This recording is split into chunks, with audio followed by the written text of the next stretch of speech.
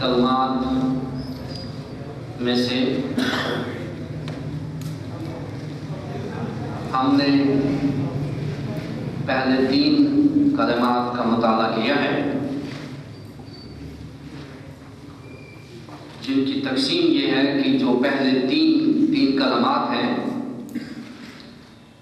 जो पहले 3 कलमात हैं वो 9 बजे से लेकर 12 बजे तक रोशनी में कहे गए और दूसरों के लिए कहे गए। अब खुदावंद यीशु मसीह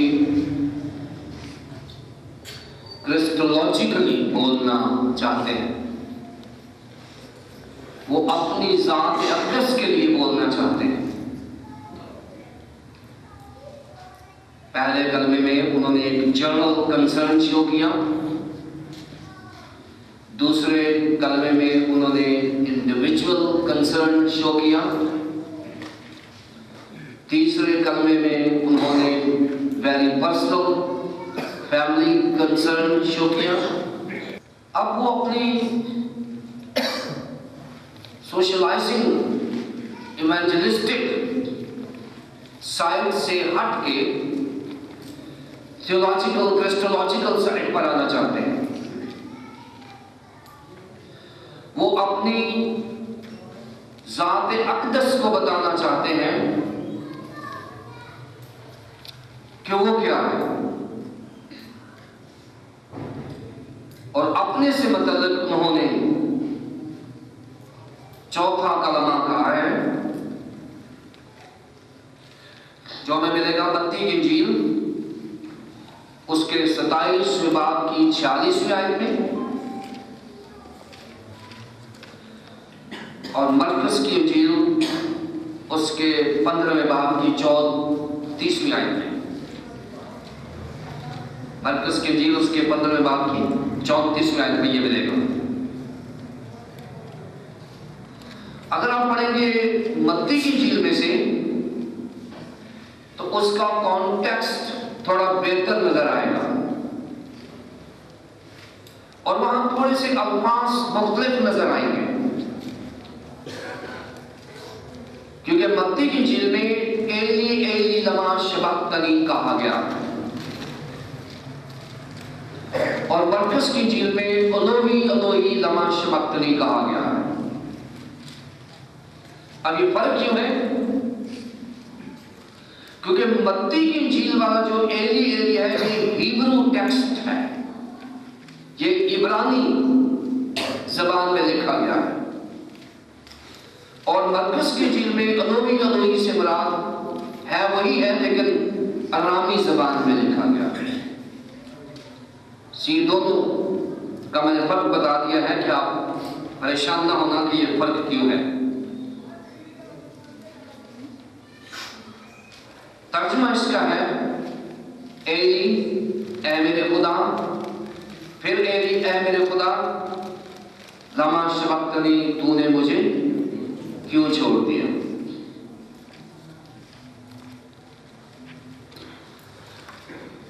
ये कलमा कब और किस हालत में कहा गया?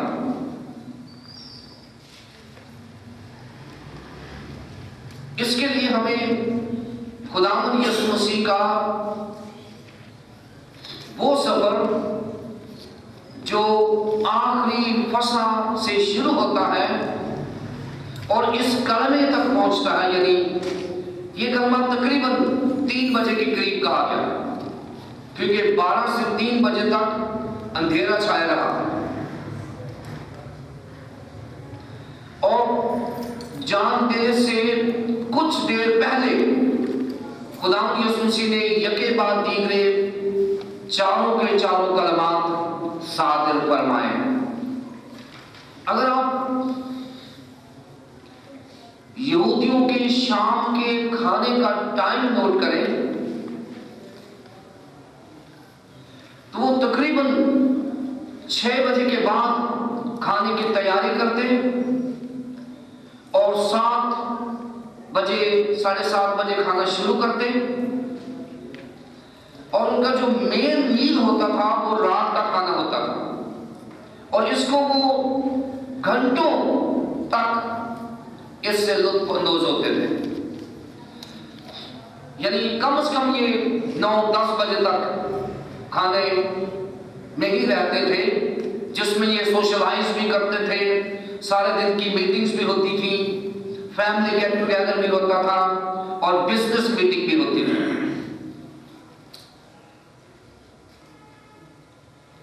11 बजे रात को खुदावंद यीशु मसीह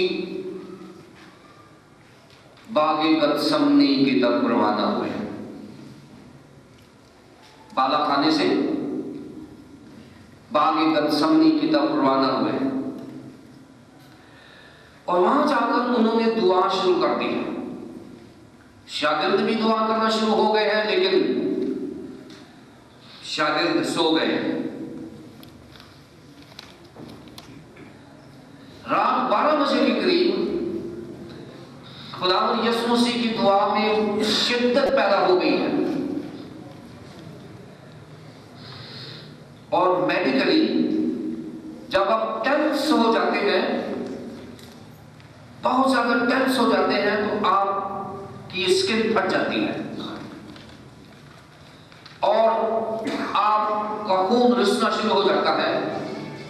और साथ वो जोर के साथ जब दुआ कर रहे थे तो उनका खून और पसीना जो था वो टपकना शुरू हो गया था। ये रात 12 बजे उनके ऊपर ये वाला अटैक हुआ है और यहां से हम उनकी मुसीबतों की शिद्दत का अंदाजा लगा सकते हैं।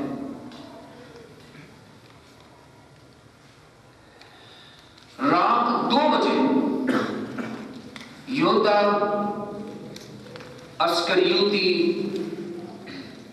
एक टीम को लीड करते खुदावंद यीशु मसीह को गिरफ्तार करने आता है और 2 बजे पर उसको गिरफ्तार करके उसकी काहिन हन्ना, सरदार काहिन हन्ना और कायफा के सामने उसकी पेशी होती है। वहां लंबी डिस्कशन होती है और फिर सरदार काहिन हन्ना और कायफा सुबह 5:30 बजे उसको पिलातुस के पास भेज देते हैं और फिर सुबह 6 बजे हेरोदेस के सामने उसको पेश किया जाता है। 7 बजे दोबारा हेरोदेस उसे पिलातुस के पास भेज देता है और फिर सुबह 8 बजे पिलातुस अपने हाथ धोकर खुदावंद यीशु मसीह को मगदलीन के सुपुर्द कर देता है। फिर फ्राइडे 9 बजे खुदावंद यीशु मसीह को बाकायदा गुलगुता के मकाम पर उसके हाथों और पांव में कील लगाए जाते हैं। फिर 9 बजे से लेकर 12 बजे तक खामोशी में खुदावंद यीशु मसीह ने रोशनी में पहले 3 कलमात कहे और 12 बजे से 3 बजे तक अंधेरा छाया रहा और 3 बजे के करीब चौथा कलमा खुदावंद यीशु मसीह की ज़बान मुबारक से निकला है, एली एली लमा शबक्तनी, यानी ऐ मेरे खुदा तूने मुझे क्यों छोड़ दिया।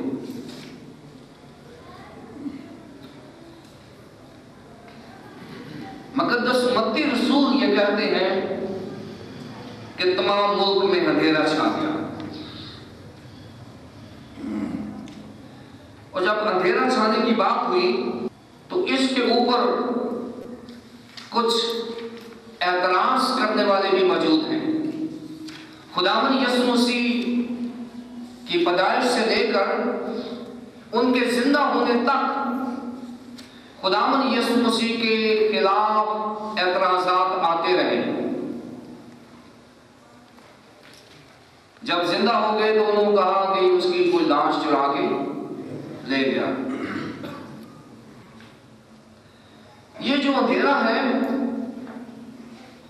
ये एक कॉन्टेक्स्ट है चौथे कलमे का। शायद हम इसको थियोलॉजिकली देखें तो हम ये कहेंगे कि खुदावंद यीशु मसीह गुनाह बन गया है। मुकद्दस पौलुस रसूल के मुताबिक वो गुनाहगार नहीं है, गुनाह बन गया, क्योंकि हमारा गुनाह उसके ऊपर इतना चला गया है कि खुदा बाप की आंख गुनाह को नहीं देख सकती। शायद एक ये रीजन हो सकती है अंधेरा छाने की। शायद खुदावंद यीशु मसीह की मुश्किल को और बढ़ाने के लिए तारीकी आ गई है। बाप की नाराजगी की शिद्दत उस तारीकी में सामने आई है। ये भी हो सकता है, या ये भी हो सकता है कि खुदावंद यीशु मसीह जो नूरों का बाप है, नूर है, उसके ऊपर तारीकी ने गलबा हासिल कर लिया है थोड़ी देर के लिए, जिसकी वजह से वो कह रहा है कि वो छोड़ दिया गया है। कोई रीजन है कि अंधेरा छा गया है, लेकिन इस अंधेरे के ऊपर मुख्तरजीन जो है, वो एतराज करने वाले जो है, उन्होंने एतराज कर दिया है तो ये अंधेरा नहीं था, ये सूरज ग्रहण था। अंधेरे के लिए जो लफ्ज है वो स्कोतिया है, जो यूनानी जबान में लफ्ज इस्तेमाल हुआ है। और स्कोतिया से मुराद वो तारीकी है जिसमें सितारे नजर आते हैं। इसका मतलब यह है कि ये कोई सुरमई सी शाम नहीं थी, ये सूरज ग्रहण नहीं था। सूरज ग्रहण तारीकी कर देता है, लेकिन इतनी तारीकी नहीं होती कि सितारे नजर आ जाए।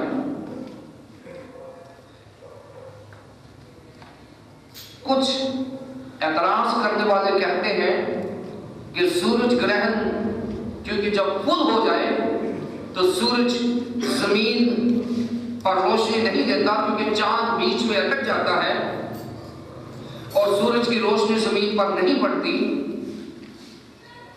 जिसकी वजह से जमीन तारीक हो जाती है। अब इसका जवाब देने के लिए मैंने सफा नंबर 108 पर इसकी तस्वीर भी बनाई है, और मैंने इसकी रीजनिंग भी की है। और ये जो अमेरिका की कंपनी है नासा, जानते हो ना? नासा वाले जो हैं वो रिसर्च देते हैं वेदर के ऊपर, आसमानों के ऊपर, चांद के बारे में, मरीख के बारे में, और उसके ये नासा वाले जो हैं ये सूरज ग्रहण की 3 रीजन बताते हैं। मैंने नासा से हेल्प ली और साबित किया कि यह सूरज ग्रहण नहीं था। सूरज ग्रहण आम तौर पर उस वक्त होता है जब चांद जमीन और सूरज के दरमियान आ जाए, और ये उस वक्त होता है जब चांद पहले दिन का हो या दूसरे दिन का हो या तीसरे दिन का हो। चांद जमीन और सूरज के दरमियान होता है। सूरज ग्रहण के चांसेस उस वक्त होते हैं,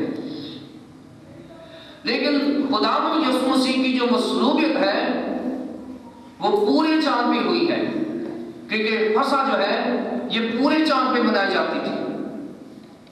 पहले तो यही गलती है कि जब पूरा चांद हो तो चांद सूरज के पीछे चला जाता है और रोशनी जो है वो डायरेक्ट चांद पे पड़ती है और चांद हमें पूरा नजर आता है और जमीन से हम चांद को देख सकते हैं।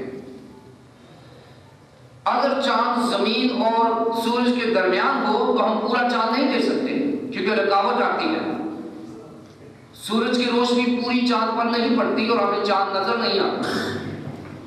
सो पहले रीजन जो एतराज करने वाले को रद्द करने की है वो ये है कि ये जो सीजन है ये सूरज ग्रहण का नहीं था। अगर हम इनकी दलील को मान लें थोड़ी देर के लिए, तो नासा वाले ये कहते हैं कि सूरज ग्रहण जब लगता है तो वो एक जगह पर 45 मिनट तक नजर आता है।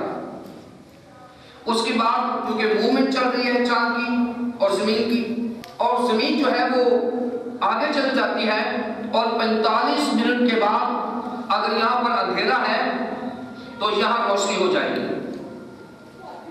45 मिनट का दौरानिया है जब सूरज जमीन पर अंधेरा कर सकता है। लेकिन बाइबल मुकद्दस कहती है कि 12 बजे से लेकर 3 बजे तक अंधेरा छाया रहा। सो इसका मतलब यह है कि नासा वाले हमारी मदद करते हैं एतराज का जवाब देने के लिए। तीसरी दलील यह है, नासा वाले कहते हैं कि अगर सूरज ग्रहण लग भी जाए तो उसका जो डायामीटर बनता है, जो मदार बनता है, वो 167 मील का बनता है। 167 माइल्स का वो दायरा बनता है जहां पर सूरज ग्रहण का असर होता है।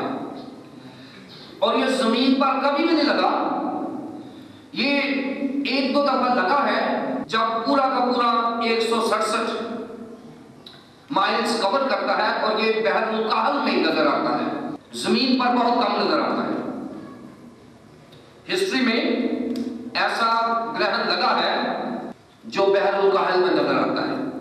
उसी दिन यानी फ्राइडे वाले दिन एक चर्च फादर है, कलीसिया बुजुर्ग है, वो किसी दूसरे कलीसिया बुजुर्ग को खत लिख रहा है। खत का लिखता है, पॉलीकार्पस ने खत लिखा है मिस्र से।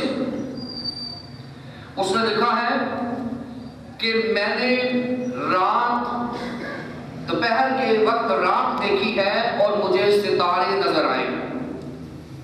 और ये क्या हुआ कि दोपहर 12 बजे सूरज की रोशनी रात की तारीकी में बदल गई, यहां तक कि आसमान पर सितारे नजर आने लगे। ये एक बुजुर्ग दूसरे बुजुर्ग को लिखता है यरूशलेम में, और ये 167 किलोमीटर से माइल से ज्यादा है। इसका मतलब यह है कि जो बाइबल कहती है कि पूरे मुल्क में, तो इसका मतलब यह है कि सूरज ग्रहण नहीं था। ये एंटायरली पूरे तौर पर इसके पीछे थियोलॉजिकल रीजन है, लॉजिकल रीजन नहीं है।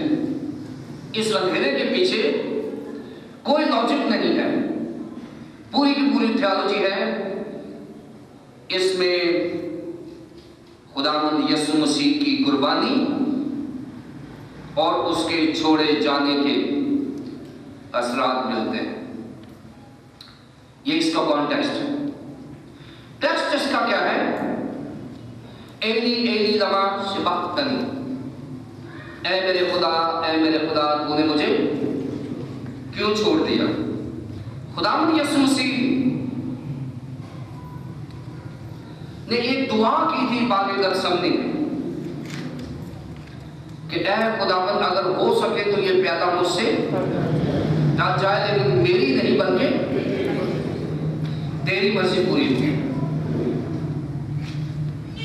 ये प्याला, इसमें कुछ नहीं था, क्योंकि बाइबल मुकद्दस में और तारीख में बहुत सारे ऐसे लोग हैं जिन्होंने ये प्याला पिया है। अगर इसको ज़हर का प्याला समझ लें, रसूल ने भी पिया था।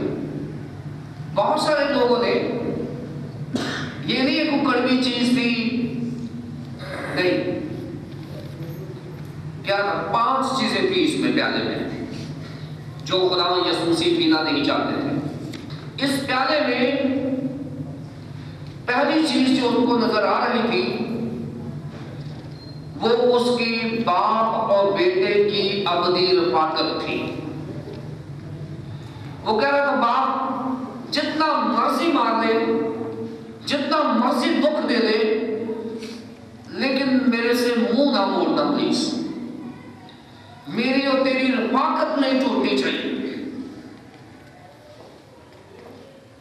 ये वो प्याला था जो खुदावंद यीशु मसीह पीना नहीं चाहता था। वो अपने बाप और बेटे की अज़ली और अबदी रफाकत टूटती हुई उस प्याले में नजर आ रही थी और यीशु मसीह इसको पीने से घबराते थे। फिर दूसरी चीज जो इसमें नजर आ रही है, उसकी इलाही कुदरत की रफाकत थी। यदि खुदावंद यीशु मसीह एक ऐसे ऑफिस में, एक ऐसी ड्यूटी पर है जहां उन्हें बतौर खुदा या खुदा का बेटा थियोलॉजिकली नहीं, उसको जिस्मानी तौर पर उसको फेस करना था अकेले में, और वो चाह रहा था कि ये ना हो। मेरी जो इलाही रफाकत खुदा के साथ कुदरत है, ये नहीं टूटनी चाहिए।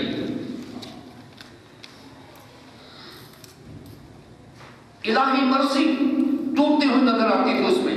तीसरे नंबर पर खुदा की जो डिवाइन विल है वो टूटती हुई नजर आ रही थी। जलाली रफाकत यीशु मसीह को टूटती हुई नजर आ रही थी, और एक इलाही प्रोटेक्शन जो तहफ़्फ़ुज़ जो बाप ने बेटे को दिया हुआ था, उसमें इनसिक्योरिटी आ गई थी। वो घबरा गए हैं। और ये सबसे मुश्किल बात जो थी वो ये वाली थी। उसने कहा, बाप अगर हो सके तो ये प्याला मुझसे टल जाए। ये उसकी ह्यूमैनिटी थी, ये उसकी बशरियत थी, और ये उसके इस बात का सबूत है कि बतौर इंसान जब इतनी बड़ी मुसीबत आती है तो इंसान घबराता है, लेकिन जब उसको इलाही कुदरत मिलती है तो वो कहता है, मेरी नहीं बल्कि तेरी मर्जी पूरी हो। हम खुदावंद यीशु मसीह की तरह डुअल पर्सनैलिटी तो नहीं रखते, क्योंकि खुदावंद यीशु मसीह एक डुअल पर्सनैलिटी के मालिक थे। वो एक वक्त में इंसान भी थे और उसी वक्त में खुदा भी थे। हमारे पास वो कुव्वत नहीं है, लेकिन हम एक वक्त में डुअल कैरेक्टर जरूर रख सकते हैं। हम एज पर्सन दो नहीं हो सकते, हम कैरेक्टर अपने दो रख सकते हैं। हमारा एक जिस्मानी कैरेक्टर है जो मेरा जिस्म है, उसके साथ मेरा एक रूहानी कैरेक्टर है जो मुझे रूहानी बनाता है, जो रूह मुझे देता है। सो खुदावंद यीशु मसीह बतौर जिस्मानी होने के घबराए हैं और बतौर रूहानी होने से वो दलेर हो गए हैं। कहते हैं, मेरी मर्जी नहीं बल्कि तेरी मर्जी पूरी हो।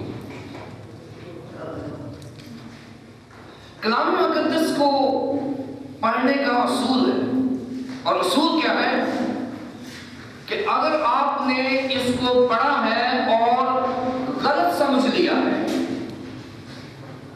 तो नतीजा गलत होगा। अगर कलाम को सही समझ लिया है तो उस पर अमल भी सही होगा। मैं आपको मिसाल देता हूं। पिछले 50-60 सालों में हमने बाइबल का तर्जुमा किया, तर्जमा किया तो हमने तर्जमा कर दिया कि ऊंट का सुई के नाके से गुजरना आसान है बनिस्बत इसके कि दौलतमंद का खुदा की बादशाही में दाखिल होना। हमने तर्जमा कर दिया क्योंकि हमने जो टेक्स्ट था उसको नहीं समझा, हमने गलत इंटरप्रिटेशन कर दी और उसका नुकसान क्या हुआ कि जब मसीहियों को ये इल्म हुआ कि कोई दौलतमंद खुदा की बादशाही में दाखिल नहीं होगा, तो जो अमीर मसीही थे उस वक्त थे ही मसीही अमीर, मसीहियों ने अपनी जायदादें बेचनी शुरू कर दी क्योंकि वो खुदा के कलाम को प्यार करते थे। लीडर्स ने बाइबल मुकद्दस को पढ़ा लेकिन समझा नहीं और इंटरप्रिटेशन गलत कर दी और लोगों ने अपनी अमारत को ठुकरा दिया और गरीब होना शुरू हो गए, अपनी जायदादें बेच दी और गरीब मसीही होना शुरू हो गए। अब पिछले 50 सालों में इसका तर्जमा ठीक किया उन्होंने, और तर्जमा दौलतमंद नहीं है बेसिकली, क्योंकि बाइबल मुकद्दस में जितने जन्नत के वारिस हैं, फिरदौस के वारिस हैं, वो उमरा हैं। इब्राहिम से शुरू कर ले, उसके पास सोना और चांदी और पता नहीं कितना था। याकूब की बात कर ले, इसहाक की बात कर ले, मोसेस की बात कर ले, सोलेमन की बात कर ले, डेविड की बात कर ले, जितने भी हमारे बाइबल के हीरोज हैं वो उमरा हैं, अमीर हैं, और अमीर होने की वजह से वो खुदा का ज्यादा काम करते थे। गरीब लोग खुदा की खिदमत नहीं कर सकते क्योंकि उनकी मोटरसाइकिल में पेट्रोल नहीं होता, वो कलीसिया को विजिट नहीं करते। अब इवेंजेलिकल चर्च जो बिशारती चर्च है वो सामने आया, उन्होंने कहा कि दौलतमंद नहीं दौलत परस्त, कि ऊंट का सुई के नाके से गुजरना आसान है बनिस्बत दौलत परस्त का खुदा की बादशाही में दाखिल होना। दौलतमंद खुदा की बादशाही में दाखिल होंगे लेकिन लवर ऑफ मनी दौलत परस्त खुदा की बादशाही में दाखिल नहीं होंगे। कलाम मुकद्दस को अगर आपने पढ़ा है और उसको नहीं समझा तो आप इंतहाई गलत इंटरप्रिटेशन दे देंगे, और ये मेरा बोझ है कलीसियाओं के लिए और खास तौर पर लीडर्स के लिए जो इंटरप्रेटर हैं, बाइबल मुकद्दस का तर्जमा करते हैं, तफसीर करते हैं। जब खुदावंद यीशु मसीह ने कहा एली एली लमा शबक्तनी, वहां रोमी सिपाही थे और रोमी जो है वो एलियास को मानते हैं। एलियास जो है ये सूरज का देवता है,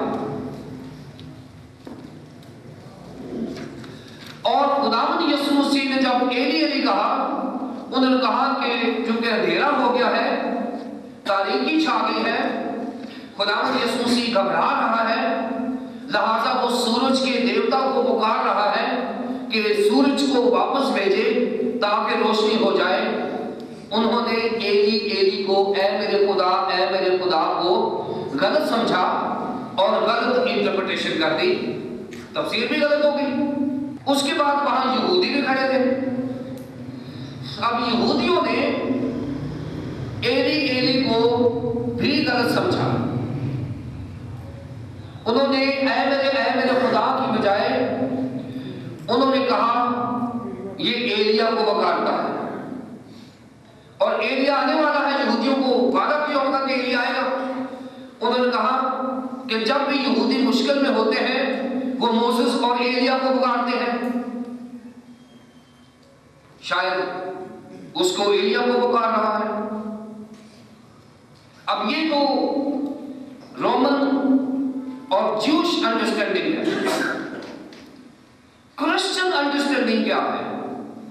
ये आज मैंने और आपने इसको अंडरस्टैंड करना है कि अगर खुदावंद ने कहा एली एली लमा शबक्तनी, ऐ मेरे खुदा ऐ मेरे खुदा, मैंने बताया कि 3 कलमात हैं जिनमें वोकेटिव सेंटेंस इस्तेमाल हुआ है एड्रेस करने के लिए। पहले में ऐ बाप, इनको माफ कर। चौथे में ऐ मेरे खुदा ऐ मेरे खुदा। 7वें में ऐ बाप मैं अपनी रूह तेरे हाथों में सौंपता। सो 3 है। पहले में और 7वें में उसने खुदा को ऐ बाप कह के पुकारा है, लेकिन चौथे में उसने ऐ बाप क्यों नहीं कहा? उसने क्यों कहा है ऐ मेरे खुदा ऐ मेरे खुदा? इसका जवाब यह है कि चौथे कलमे में खुदावंद यीशु मसीह हाई ऑफिशियल ड्यूटी पर है। यहां इन ऑफिस ऑपरेशन है, यहां ऑफिशियल जॉब पे है। अब यहां वो अपने बाप को बाप नहीं बल्कि अपना आका, अपना बॉस, जिस ऑफिस में वो काम करता है, वो टाइटल दे रहा है और वो उसका ऐ खुदा ऐ मालिक। यहां उसने अपने बाप के साथ रिश्ता खत्म कर दिया है, खत्म हो गया है, रफाकत टूट गई है। वो प्याला उसको पीना ही पड़ा है जिसको वो पीना नहीं चाहता था। फिर उसने कहा ऐ मेरे खुदा ऐ मेरे खुदा, तूने मुझे क्यों छोड़ दिया? वो क्यों छोड़ा गया? अब उसका लॉजिक है, रीजन है। पहली बात तो यह है कि इस कलमे के पीछे ज़बूर 22 का हाथ है। और यहूदियों के ऊपर जब भी कोई परेशानी आती थी, वो ज़बूर 22 को रिसाइट करते थे, ज़बूर 22 को पढ़ा करते थे। और ख्याल ये किया जाता है कि अगर वो पहली आयत ही पढ़ते जाएं, रिपीट करते जाएं, अगर सारा ज़बूर नहीं आता तो पहली आयत ही पढ़ते जाएं तो रिसाइटल में चला जाएगा, वो पूरा ज़बूर गिना जाएगा। और ख्याल किया जाता है कि वो पहली आयत बार बार पढ़ रहे थे कलाम की रोशनी में, कि जब भी कोई मुश्किल आती है खुदा के लोगों पर तो वो खुदा के कलाम की तरफ रुजू करते हैं, इधर उधर नहीं भागते बल्कि खुदा के कलाम को पढ़ते हैं, जिससे उनकी मुश्किल का बदावा होता है और उनकी मुश्किल में कमी वाक़या होती है। दूसरी बात, इसका थियोलॉजिकल रीजन है, वो क्यों छोड़ा गया। खुदावंद यीशु मसीह के पीछे इब्लीस लगा हुआ था और वो चाहता था कि खुदावंद यीशु मसीह की मौत हो जाए। वो चाहता था कि खुदावंद यीशु मसीह की मसलूबियत तकमील तक पहुंचे। वो ये नहीं जानता था कि इसके पीछे क्या छुपा हुआ है। वो समझ रहा था कि ये जिसने साबित किया हुआ है कि मैं खुदा का बेटा हूं, अगर ये मर जाएगा तो ये मर जाएगा, खत्म हो जाएगा। और इब्लीस इस मौके पे बड़ा खुश है क्योंकि वो छोड़ा गया है। क्योंकि अगर वो ना छोड़ा जाता तो फिर मैं और आप छोड़े जाते। सौदास की था कि वो छोड़ा जाए ताकि हम ना छोड़े जाएं। तीसरा रीजन ये है कि क्यों छोड़ा गया। खुदा छोड़ता है, उसकी सजा में मोहब्बत एक्सरसाइज होती है। और यही जो तस्वीर है हमारे पेरेंट्स में आ जाती है। बाज़ औक़ात हम पेरेंट्स, वालिदैन जो हैं, अपने बच्चे को गलत काम करने से, सिगरेट पीने से, शराब नोशी करने से रोकते हैं और बाज़ बात उनको मारते भी हैं। थोड़ा सा समझाने के लिए मारते भी हैं। जो बच्चे को तो सजा नजर आ रही है, लेकिन पेरेंट्स अपना प्यार डिस्प्ले कर रहे हैं। जो वालिदैन हैं वो बच्चे की मोहब्बत में मजबूर होकर उसको सजा दे रहे हैं कि मेरे बच्चे की जिंदगी खराब ना हो जाए। यहां पर खुदा बाप जो है अपने बच्चे को सजा दे रहा है, क्योंकि खुदा ने दुनिया से ऐसी मोहब्बत की कि उसने अपना इकलौता बेटा बख्श दिया। खुदा मोहब्बत का खुदा है, लेकिन उसके अदल में, उसकी सख्ती में, उसकी सजा में उसके प्यार का डिस्प्ले मिलता है। उसका प्यार हमें मिलता है। ऐ मेरे खुदा, ऐ मेरे खुदा, तूने मुझे क्यों छोड़ दिया। हम क्या सीखते हैं कल में से? पहली बात जो हम सीखते हैं वो ये है कि गुनाह की मजदूरी मौत है। रोमियो 6:23 में है, गुनाह की मजदूरी मौत है। क्योंकि खुदावंद यीशु मसीह की मौत एक बेगुनाह की मौत है। उसको यहूदी शरई अदालत ने और रोमी कानूनी अदालत ने बेगुनाह साबित किया है। दो अदालतों से बेगुनाह साबित हुआ है और फिर भी उसे मसलूब किया गया है। लोग ये समझ रहे होंगे कि इसके ऊपर चार्जेस लगे हैं, लेकिन इल्मे इलाहियात की रोशनी में उसके ऊपर चार्जेस तो थे, लेकिन उसके ऊपर दुनिया का गुनाह था और गुनाह की मजदूरी मौत है। उसे मरना ही था, छोड़ा ही जाना था। इस कलमे में खुदा का कैरेक्टर, खुदा का किरदार, खुदा बाप का किरदार सामने आता है। और खुदा बाप का किरदार क्या है कि वो पाक है, he is Holi and just. वो पाक है और आदिल है। वो पाक इसलिए है कि वो नापाक चीज के साथ कॉम्प्रोमाइज नहीं करता, चाहे उसका अपना ही बेटा नापाक है, चाहे उसका अपना बेटा ही हमारे गुनाह देकर उसको नापाक नजर आ रहा है, क्योंकि उसकी आंख बदी को नहीं दे सकती। ग्रंथों में लिखा हुआ है कि वो हमारी खातिर गुनाह ठहराया गया, गुनाह बना। और गुनाह से खुदा को नफरत है। गुनाहगार को प्यार करता है, he loves the sinner but he hates sin। खुदा गुनाहगार को प्यार करता है मगर गुनाह से नफरत करता है। सो खुदा पाक है और वो नापाक चीज के साथ कॉम्प्रोमाइज नहीं करता। और फिर खुदा आदिल है। अगर गुनाह है तो खुदा उस गुनाह की सजा भी देता है। अपने बेटे को सजा देने से गुरेज नहीं किया।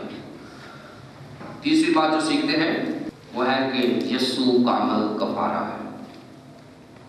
इससे पहले कफारे होते होंगे, लेकिन वो इम्परफेक्ट थे, उनमें कामिलियत नहीं थी। कोई कफारा हुआ, वो शायद थोड़ी देर के लिए गुनाह माफ हो जाते थे, 1 साल के लिए गुनाह माफ हो जाते थे, लेकिन खुदावंद यीशु मसीह पर ईमान लाने से और उसके कफारे के वसीले से हमारे हमेशा हमेशा के लिए गुनाहों की माफी हो जाती है। सो वो कामिल कफारा है। ये चौथा कलमा।